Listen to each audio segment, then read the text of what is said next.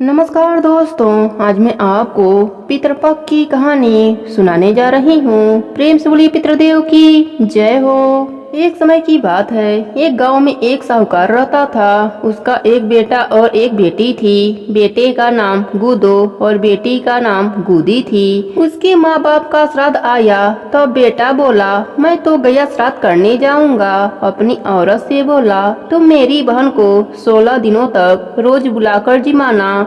उसकी औरत बोली, ठीक है जी, मैं तो आपकी बहन को रोज जिमाऊंगी। आप आराम से गया में श्राद्ध अच्छी तरह से करवाना।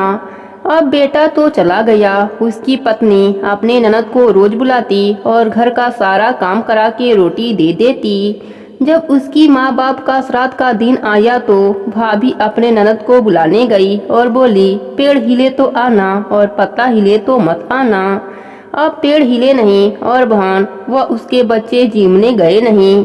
सब रास्ते देखे कि कब पेड़ हिले और कब हम जिमने जामे। सब बैठे बैठे सो गए, लेकिन पेड़ हिला ही नहीं। अब बहन तो भाई के घर काम करने चली गई और अपने परिवार में कह गई कि मैं आटा गूंथ कर हाथ धोऊंगी तो तुम सब नाली में मुंह लगाकर पी लेना, तो तुम सबका पेट भर जाएगा। अब सब छोरा छोरी को भूखा देखकर माँ बाप खून के आंसू रोने लगे। गया जी का पानी लाल हो गया। गुदो ने कहा, यह खून का आंसू कहाँ से आ रहा है? तब पंडित ने बताया, तुम्हारे घर पर बहन बेटी रो रही हैं, इसलिए तुम्हारे पितर खून के आंसू रो रहे हैं।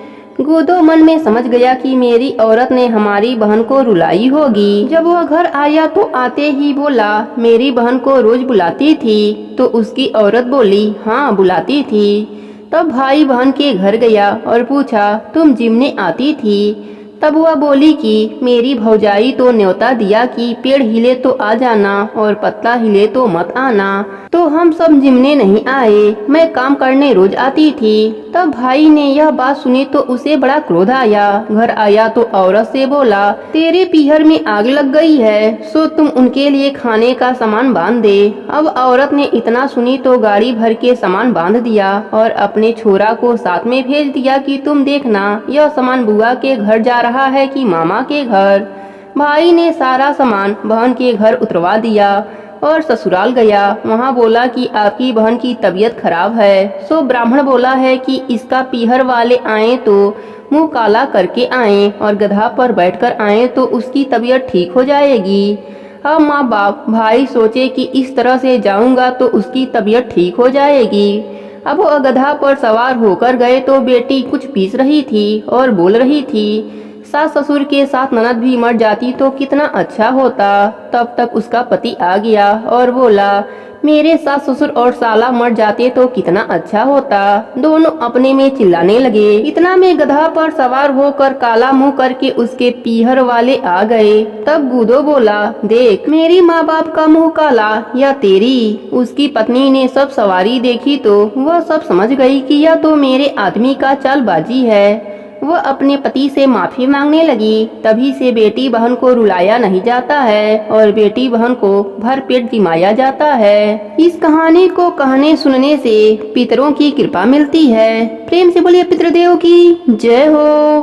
पितृपक्ष में पितरों का श्राद्ध और तर्पण करना जरूरी माना जाता है। यदि कोई व्यक्ति ऐसा नहीं करता तो उसे पितरों का श्राप लगता है। लेकिन शास्त्रों के अनुसार श्राद्ध करने के बाद जितना जरूरी भांजे और ब्राह्मण को भोजन कराना होता है, उतना ही जरूरी कौओं को भोजन कराना होता है। माना जाता है कि कौ में इस समय में हमारे पितरों का रूप धारण करके पृथ्वी पर उपस्थित रहते हैं, जो इस प्रकार से कहते हैं। इंद्र के पुत्र जयंत ने सबसे पहले कौवे का रूप धारण किया था। यह कथा त्रेता युग की है, जब भगवान श्री राम ने अवतार लिया और जयंत ने कौवे का रूप धारण कर माता सीता के पैर में चोंच मारा।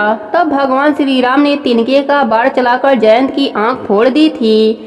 तब उसने अपने किए की माफी मांगी। तब भगवान राम जी ने उसे वरदान दिया कि तुम्हें अर्पण किया गया भोजन पितरों को मिलेगा। तभी से श्राद्ध में कौओं को भोजन कराने की परंपरा चली आ रही है। यही कारण है कि श्राद्ध पक्ष में कौओं को ही पहले भोजन कराया जाता है। इस समय में कौओं को ना तो मारा जाता है और ना ही किसी भी रूप से सताया जाता है। यदि कोई व्यक्ति ऐसा करता है तो उसे पितरों के श्राप के साथ अन्य देवी देवताओं के क्रोध का भी सामना करना पड़ता है और उन्हें जीवन में कभी भी किसी प्रकार की कोई सुख और शांति प्राप्त नहीं होती है।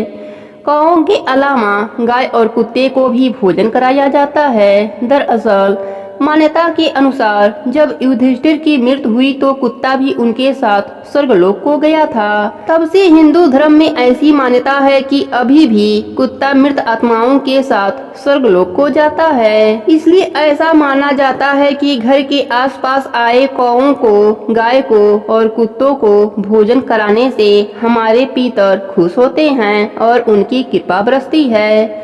प्रेम से बोलिए पितरदेव की जय हो। हिंदू धर्म में मृत व्यक्ति की आत्मा की शांति के लिए पिंडदान किया जाता है। पितृपक्ष के दौरान पितरों को तर्पण भी इसलिए दिया जाता है ताकि उनकी आत्मा को शांति मिले और उनको सद्गति प्राप्त हो सके।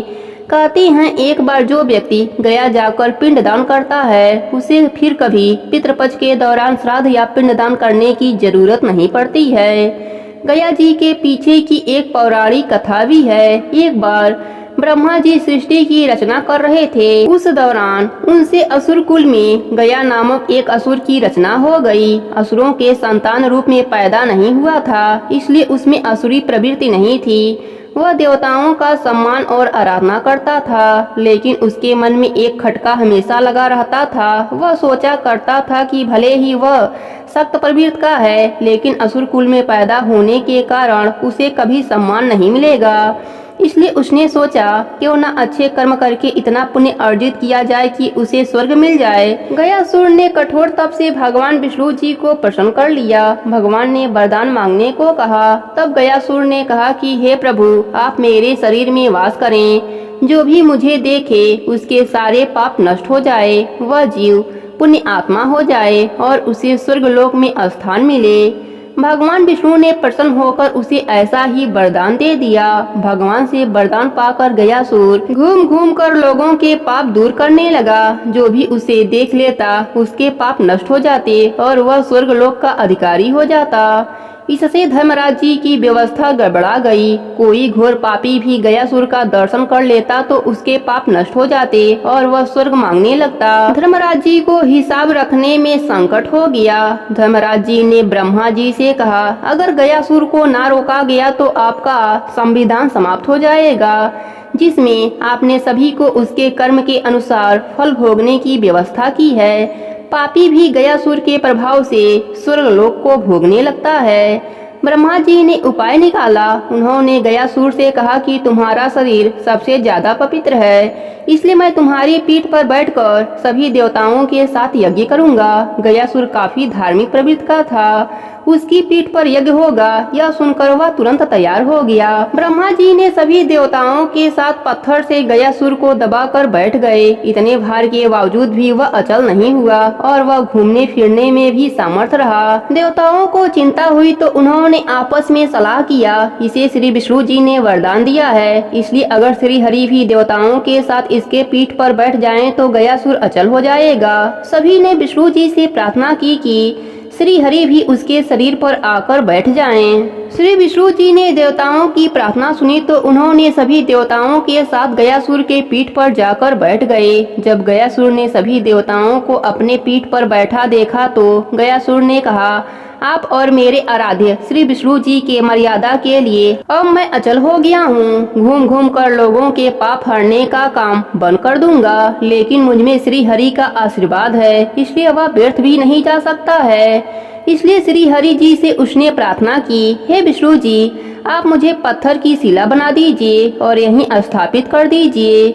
श्री हरि उसके इस भावना से बड़े खुश हुए और उन्होंने कहा, गया, अगर तुम्हारी कोई और इच्छा हो तो वह भी मुझसे वरदान के रूप में मांग लो। गयासुर ने कहा, हे नारायण, मेरी इच्छा है कि आप सभी देवताओं के साथ अप्रत्यक्ष रूप से इस शिला पर विराजमान रहें और यह स्थान मृत्यु के बाद की जाने वाली धार्मिक अनुष्ठानों की तीर्थ स्थल बन जाए। श्री विष्णु जी ने कहा, गयासुर, तुम धन्य हो। तुमने जीवित अवस्था में भी मनुष्यों के लिए वरदान मांगा और मृत्यु के बाद भी मृत आत्माओं के कल्याण के लिए वरदान मांग रहे हो। तुम्हारी इस कल्याणकारी भावना से हम सब बध गए हैं। भगवान ने आशीर्वाद दिया कि जहाँ गयासुर स्थापित हुआ है वह पितरों के श्राद्ध अर्पण करने से मृत आत्माओं को मुक्ति मिलेगी। इस क्षेत्र का नाम गया जी के नाम से विख्यात हो गया। इस तीर्थ से समस्त मानव जाति का कल्याण होता है। साथ ही वहाँ भगवान श्री हरि जी अपने पैर का निशान स्थापित किया है, जो आज भी वहाँ मंदिर के रूप में दर्शनीय है। और वहाँ श्राद्ध करने से पितरों का कल्याण होता है। प्रेम से बोलिए पितरदेव की जय हो, विष्णु भगवान की जय हो। एक बार श्रेष्ठ पितृ बृहस्पति की मानसी कन्या अछोदा घोर तप कर रही थी। वह तपस्या में इतनी लीन थी कि तपस्या करते करते 1000 वर्ष बीत गए। उनके तपस्या के तेज से पितृलोक भी प्रकाशित होने लगा, जिस वजह से सभी श्रेष्ठ पितृगण प्रसन्न होकर अछोदा को वरदान देने के लिए एकत्रित हुए और अछोदा के पास गए। उन्होंने अछोदा से कहा, हे पुत्री, हम सभी तुम्हारी तपस्या से अति प्रसन्न हैं, इसलिए जो चाहो वह वरदान मांग लो। लेकिन अछोदा ने पितरों की तरफ ध्यान ही नहीं दिया। अतः उनमें से एक अति तेजस्वी पुत्र अमावसु को बिना पलक झपकाए निहारती रही। पितरों के बार बार कहने पर उसने कहा, हे पितृगण, क्या आप मुझे सचमुच वरदान देना चाहते हैं? इस पर तेजस्वी पितृ अमावसु ने कहा, हे अछोदा, वरदान पर तुम्हारा अधिकार सिद्ध है, इसलिए बिना किसी संकोच के कहो। अछोदा ने कहा, हे प्रभु, यदि आप मुझे वरदान देना ही चाहते हैं तो मैं आपके साथ आनंद पूर्वक रहना चाहती हूँ। अछोदा के ऐसे वचन सुनकर सभी पितृगण क्रोधित हो गए। उन्होंने अछोदा को श्राप दे दिया कि वह पितृलोक से पतित होकर पृथ्वी लोक पर जाएंगी। पितरों द्वारा ऐसा श्राप दिए जाने पर अछोदा पितरों के पैरों में गिरकर रोने लगी। अछोदा के आंसुओं को देखकर पितरों को दया आ गई। उन्होंने कहा, अछोदा, तुम पतित योनि में श्राप मिलने के कारण मत्स्य कन्या के रूप में जन्म लोगी। भगवान ब्रह्मा के वंशज महर्षि पार्षद तुम्हें पति के रूप में प्राप्त होंगे। तुम्हारे गर्भ से भगवान व्यास जी का जन्म होगा। उसके उपरांत अनेक दिव्य वंशों में जन्म लेते हुए तुम श्राप मुक्त होकर पुनः पितृलोक में वापस आ जाओगी। पितरों के इस प्रकार कहे जाने पर अछोदा शांत हो गई। अपने रूप एवं सौंदर्य से अप्सराओं को भी लज्जित करने वाली अछोदा के प्रणय निवेदन को अस्वीकार किए जाने पर सभी पितरों ने पितृ अमावसु की प्रशंसा की और वरदान दिया कि हे अमावसु, आपने अपने मन को भटकने नहीं दिया, इसलिए आज से यह पुण्यतिथि आपके नाम से अमावसु के नाम से जानी जाएगी। ऐसा कोई प्राणी जो वर्ष भर में कभी भी श्राद्ध तर्पण आदि नहीं किया, अगर वह इस तिथि पर श्राद्ध करेगा तो उसे सभी तिथियों का पुण्य फल प्राप्त होगा। तभी से इस तिथि का नाम अमावस्या अर्थात अमावस्या हो गया और पितरों से वरदान मिलने के कारण अमावस्या को सर्व पितृ श्राद्ध के लिए सर्वश्रेष्ठ पुण्य फल और फलदायी माने जाने लगा। प्रेम से बोलिए पितृदेव की जय हो। अब सुनते हैं पितृपक्ष में सुनी जाने वाली गीता के 7वें अध्याय की कथा। भगवान श्री कृष्ण ने अर्जुन से कहा, हे अर्जुन, मेरे प्रति मेरे मन में श्रद्धा भाव कैसे जागेगा यह मैं तुझे बताता हूँ। इसे जान लेने के पश्चात बाकी कुछ भी जानने की आवश्यकता ही नहीं रहती। हे पार्थ, सृष्टि के हजारों प्राणियों में से कोई बिरला ही ऐसा होता है जो मुझे अथवा मेरे परम पद को पाने का प्रयास करता है। ऐसे प्रयासकर्ताओं में भी कोई बिरला ही होता है जो मुझे तत्व से जान पाता है और मुझ में मन से श्रद्धा का भाव रखता है। हे धनुर्धर अर्जुन, पृथ्वी, जल, आकाश, वायु, तेज, मन, बुद्धि एवं अहंकार रूपी 8 तत्व ही मेरी प्रकृति हैं। इन सब की उत्पत्ति मेरे ही माया से होती है। यह सभी 8 तत्व शरीर के भीतर भी हैं और बाहर भी। शरीर के अंदर इनकी क्या स्थिति होती है अब यह भी जान ले। धरती का अंश मांस है, जल का अंश लहू है और तेज अग्नि है जो उदर में अन्न को पचाती है। आकाश का अंश पोलापन है तथा मन, बुद्धि और अहंकार यह 8 मेरी माया है। हे कुंती नंदन, 9वां तत्व स्वयं प्राणी है। सारा संसार इन्हीं तत्वों का है। 84 लाख योनियां भी इन्हीं की बनाई हुई हैं। अब यह भी सुन कि मैं कैसा हूँ और कौन हूँ। मेरे ही द्वारा यह सब उत्पन्न हुए हैं। मैं ही पालनहार हूँ और मैं ही संहार करता हूँ। मैं सबसे अलग हूँ, लेकिन मुझसे अलग कुछ भी नहीं है। हर प्राणी मुझसे इस प्रकार जुड़ा हुआ है जिस प्रकार मोती माला में पिरोए होते हैं, अर्थात सृष्टिगत जितने भी प्राणी हैं उनमें मेरा ही अंश विद्यमान है। हे अर्जुन, जल में मैं रस तत्व हूँ तथा चंद्रमा व सूर्य में प्रकाश तत्व हूँ। वेदों में मेरी महिमा रूपी अमृत है। आकाश में शब्दमय हूँ, पुरुषों में पुरुष तत्वमय हूँ। पृथ्वी पर पवित्र गंध तत्वमय हूँ, अग्नि का तेज तत्वमय हूँ और सभी प्राणियों का जीवन भी मैं ही हूँ, अर्थात जीवित प्राणी का आधार तत्व श्वास मैं ही हूँ तथा तपस्वियों का तप भी मैं ही हूँ। संसार में जितने भी तत्व हैं वह अन्य तत्व पर आश्रित होते हैं और उन सब का तत्व रूप सार मैं ही हूँ। हे धनंजय, सृष्टिगत जितने भी प्राणी हैं उनके रूप रूप में तो मुझे ही समझ। तेजस्वियों का तेज, बलवानों का बल और बुद्धिमानों की बुद्धि मुझसे ही है। प्राणियों द्वारा शास्त्रानुकूल किए जाने वाला शुभ कार्य भी मैं ही हूँ। तत्व रज तम एवं त्रिगुण से जिन भावना की उत्पत्ति होती है उसका भी उत्पादक मैं ही हूँ। हे कौन्तेय, इन सभी में मैं ही कर्ता रूप होते हुए भी इनके पृथक हूँ। हे श्रेष्ठ पार्थ, सांसारिक विषयों के फलस्वरूप प्राणियों में मोह की उत्पत्ति होती है। सृष्टि का हर प्राणी मोह से पीड़ित है। माया के मोह जाल में फंसा प्राणी मुझ नाश रहित को पहचान नहीं पाता, क्योंकि माया का मोह काफी विलक्षण है। इससे तो वही प्राणी विमुख हो सकता है जो नित्य निरंतर मेरा ही स्मरण करता है। हे अर्जुन, 4 प्रकार के प्राणी ही पुरात्मा होते हैं। जो रोगी होते हैं वह अपने रोग के निवारण के लिए मेरा स्मरण करते हैं। कुछ प्राणी ऐसे होते हैं जो ज्ञान पाने के लिए मेरा स्मरण करते हैं। कुछ प्राणी धन की कामना मन में लिए मेरा स्मरण करते हैं। कुछ प्राणी पुत्र प्राप्ति के लिए मेरा स्मरण करते हैं। हे पार्थ, जो ज्ञान पाने के लिए मेरा स्मरण भजन करते हैं वही श्रेष्ठ ज्ञानी होते हैं। हे पांडु पुत्र अर्जुन, मैं ज्ञानियों को प्रिय हूँ और ज्ञानी मुझे प्रिय हैं, परंतु जो लोग आरोग्य, धन अथवा पुत्र की कामना लेकर मेरा स्मरण करते हैं उन्हें भी तू बुरा या अज्ञानी न समझ। ऐसे प्राणी भी उदार हृदय वाले और श्रेष्ठ हैं जो मेरा स्मरण करते हैं। लेकिन ज्ञानी मेरी आत्मा है। ज्ञानी तो दृढ़ निश्चय के साथ मेरे चरणों से बंधे हुए हैं। उन्होंने मुझे ही अपना ठाकुर और ईश्वर माना है। हे अर्जुन, कई जन्मों की साधना के बाद उनकी बुद्धि निर्मल होती है, तभी वे मुझे पहचान पाते हैं, योग्य बुद्धि एवं ज्ञान प्राप्त करते हैं। वह ज्ञान कैसा है अब उसे सुन। जो ज्ञानी मुझे वासुदेव समझते हैं वह महंत कहलाते हैं, परंतु ऐसे ज्ञानी संसार में दुर्लभ हैं जो मुझे त्याग कर देवताओं की उपासना करते हैं। उनका ज्ञान केवल कामना तक ही सीमित है। वे कामना की पूर्ति के लिए ही देवताओं की उपासना करते हैं। जिस देवता की वे उपासना करते हैं उस देवता के प्रति उनकी श्रद्धा को मैं ही ढीठ करता हूँ और मैं ही उस देवता में समाकर प्राणी की कामना पूरी करता हूँ।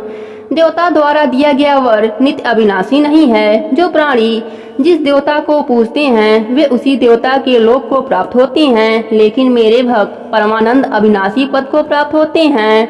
हे अर्जुन, मैं एकांती और अविनाशी हूँ। मैं किसी से प्रकट नहीं हुआ, मैं अजन्मा हूँ, किंतु बुद्धिहीन प्राणी मुझे ही जन्मा अर्थात किसी से प्रकट हुआ समझते हैं। भगवान श्री कृष्ण अर्जुन से बोले, हे अर्जुन, अज्ञानी ही मुझे नासवान और किसी के द्वारा जन्मा हुआ समझते हैं, क्योंकि बुद्धि माया के पर्दे से छिपी हुई रहती है। हे कुंती पुत्र, मैं अतीत, वर्तमान व भविष्य के प्राणियों से भली प्रकार परिचित हूँ, लेकिन जिस प्राणी में मेरे प्रति श्रद्धा नहीं होती वह मुझे जानता ही नहीं। प्राणी सुख दुख हर्ष व शोक में डूबा रहता है, जिससे अज्ञान का उदय होता है, परंतु जिस प्राणी के आसक्ति रहित कर्म करने के कारण राग द्वेष समाप्त हो जाते हैं, ऐसा स्थिति प्रज्ञ प्राणी ही मेरा स्मरण करता है। हे अर्जुन, जो प्राणी वृद्धा अवस्था एवं अपने अंत समय में मुक्ति की कामना से मुझे स्मरण करते हैं अथवा मेरे शरण में आते हैं वही मुझे पहचानते हैं।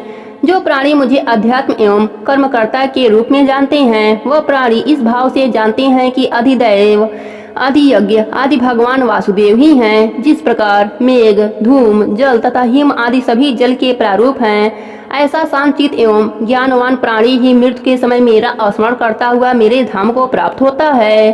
प्रेम से बोलिए कृष्ण भगवान की जय हो। अब सुनते हैं 7वें अध्याय का महात्म्य। भगवान विष्णु ने कहा, हे लक्ष्मी, अब मैं तुम्हें 7वें अध्याय का महात्म्य सुनाता हूँ। एक नगर में शंखुकर नाम का एक वैश्य रहता था। वह धर्म कर्म में विश्वास नहीं रखता था। उसका विश्वास केवल धन संचय में ही था। व्यापार के लिए शंकुकण को कई बार अपने नगर से बाहर भी जाना पड़ता था। एक दिन वह दूसरे नगर से व्यापार करके आ रहा था, तभी राह में एक सर्प ने उसे डस लिया और कुछ ही समय पश्चात उसकी मृत्यु हो गई। अकाल मृत्यु तथा धन से मोह होने के कारण उसे अगला जन्म सर्प योनि को मिला। वह उसी स्थान पर बिल बनाकर रहने लगा जहाँ उसने पूर्व जन्म में एकत्रित धन गाड़ रखा था। वैश्य को सर्प योनि भोगते भोगते जब काफी समय व्यतीत हो गया, तब वह अपने पुत्रों के सपने में आया और बोला, हे पुत्रों, मैंने नगर के बाहर जंगल में एक घने वृक्ष के नीचे पूर्व जन्म में अर्जित धन गाड़ रखा है। पूर्व जन्म में मुझे केवल धन से ही मोह था, इसलिए मुझे सर्प योनि की प्राप्ति हुई। मैं उसी स्थान पर रहता हूँ जहाँ मैंने धन गाड़ रखा है। अब तुम उस धन को निकाल लो, क्योंकि मैं सर्प योनि में धन का उपयोग कैसे कर सकता हूँ। वैश्य पुत्रों ने उस सपने की आपस में चर्चा की। उन्हें अपने पिता के सर्प योनि में जन्म लेने का काफी दुख हुआ। वैश्य के पुत्रों ने सोचा कि अपने पिता की गति का कोई उपाय करना चाहिए, मगर उनके पास धन न होने के कारण वे पिता की गति करने में असमर्थ थे। इसलिए वे नगर से दूर जंगल में घने वृक्ष की तलाश में कुदाल लेकर निकल पड़े। जंगल में पहुंचने पर उन्हें एक घना वृक्ष दिखाई दिया। उस वृक्ष के नीचे उन्हें एक बाबी दिखाई दी। उन्होंने सोचा कि अवश्य ही इस बाबी में सर्प योनि में हमारे पिता रहते हैं। यही सोचकर वैश्य के एक पुत्र ने कुदाल से वहां खुदाई शुरू कर दी। जब छेद बड़ा हुआ तो वहां से एक सर्प निकला और उसने पूछा, तुम कौन है और मेरा घर क्यों उजाड़ रहा है। वैश्य के उस पुत्र ने कहा, मैं शंकुकण का पुत्र हूँ। मेरे पिता की मृत्यु सर्प के डसने से हुई है। क्या तू वही दुष्ट सर्प है? मैं तुझे जीवित नहीं छोड़ूंगा। हे पुत्र, मैं ही तेरा पिता शंकुकण हूँ, मुझे मत मार और इस अधम देह से मुझे मुक्ति दिला। सर्प ने कहा। तब शंकुकण के सब पुत्र वहां आ गए और बोले, हे पिताश्री, आप इस अधम योनि को कैसे प्राप्त हुए? सर्प ने कहा, यह मेरे पूर्व जन्म का कर्म था जो मैं इस योनि को भोग रहा हूँ। यह सुनकर पुत्रों ने कहा, हे पिताश्री, क्या कोई ऐसा उपाय नहीं जिससे आप सदगति को प्राप्त हों और आपका उद्धार हो? तब सर्प ने कहा, हे पुत्रों, किसी गीता पाठी ब्राह्मण को घर में भोजन कराओ और उसकी सेवा करके उससे आशीर्वाद प्राप्त करो, तभी मेरा कल्याण होगा। उसके पश्चात सर्प योनि को प्राप्त शंकुकण के पुत्र घर आए। फिर नगर में जितने भी गीता पाठी ब्राह्मण थे उन्हें उत्तम भोजन कराया और गीता के 7वें अध्याय का पाठ कराया, उनकी सेवा की और दक्षिणा देकर कहा, हे महापुरुषों, आप हमें आशीर्वाद दें ताकि हमारे पिता शंकुकण का उद्धार एवं कल्याण हो सके, वे सर्प योनि की अधम देह से छूट जाएं। शंकुकण के पुत्रों के सेवा भाव से प्रसन्न होकर साधु ब्राह्मणों ने उन्हें आशीर्वाद दिया। इसके परिणाम स्वरूप सर्प की योनि से मुक्ति पाकर शंकुकण देवदेही को प्राप्त हुआ। वह अपने पुत्रों को आशीर्वाद देता हुआ आकाश से उतरे विमान पर चढ़कर वैकुंठ धाम की ओर चला गया। वैश्य द्वारा संचित किए गए धन से उसके पुत्रों ने गौशाला, मंदिर तथा धर्मशाला आदि का निर्माण करवाया। भगवान विष्णु ने कथा सुनाने के उपरांत कहा, हे लक्ष्मी, इस प्रकार गीता के 7वें अध्याय के प्रभाव से कंजूस वैश्य सर्प योनि से मुक्ति पाकर मेरे धाम को चला गया। 7वें अध्याय का श्रवण मात्र करने से प्राणियों के सारे पाप नष्ट हो जाते हैं। प्रेम से बोले विष्णु भगवान की जय हो, पितरदेव की जय हो।